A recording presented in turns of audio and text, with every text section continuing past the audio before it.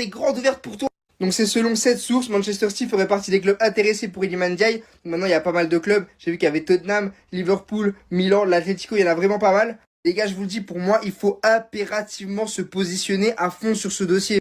Il nous faut absolument un ailier pour cet hiver, parce que là, les Savinho, les Bob, franchement, on n'en peut plus. À part Doku, on n'a personne. Pour moi, Iliman Ndiaye, je vous le dis, ça serait une bête de recrue pour ce poste-là. Mais imaginez juste un duo Jérémy Doku, Iliman Ndiaye. Mais les gars, c'est trop puissant. Les défenseurs, ils vont péter leur crâne. D'un côté, t'as le joueur le plus rapide et le plus explosif de Première Ligue. De l'autre, t'as un technicien hors pair, les gars. Ça peut faire un duo de ouf. En plus d'être super technique, d'être bon dans les petits espaces, de nous procurer du spectacle, Ndiaye, c'est un joueur qui sait se montrer décisif. La saison dernière, c'était le meilleur buteur d'Everton en Première Ligue avec 9 buts. Cette saison, c'est toujours le meilleur buteur d'Everton en Première Ligue avec 4 buts. Pour un ailier en Première Ligue, c'est vraiment pas mal du tout comme stat. Donc moi, les gars, je dis oui tous les jours pour le Sénégalais Iliman Ndiaye à Manchester City. C'est un joueur que j'adore et je kifferais de ouf le voir jouer sous les couleurs de notre club. Sinon, vous, qu'est-ce que vous en pensez de Ndiaye à Manchester City? Dites-moi ça dans les commentaires et on approche grandement des 30 000 abonnés. Alors n'hésitez vraiment pas à vous abonner, liker et republier ça pour quelques secondes et ça m'aide énormément.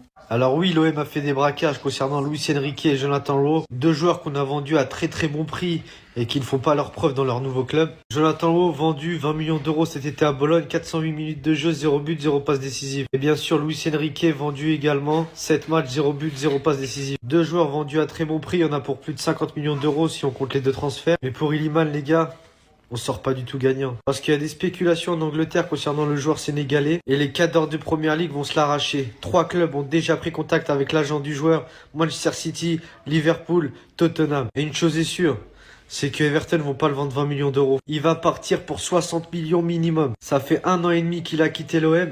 Mais ce genre d'information-là est fait que pour remuer le couteau dans la plaie. Parce qu'on aurait tous aimé que le joueur s'impose sur la canebière. Et sur ce coup-là, l'OM n'a pas été bon.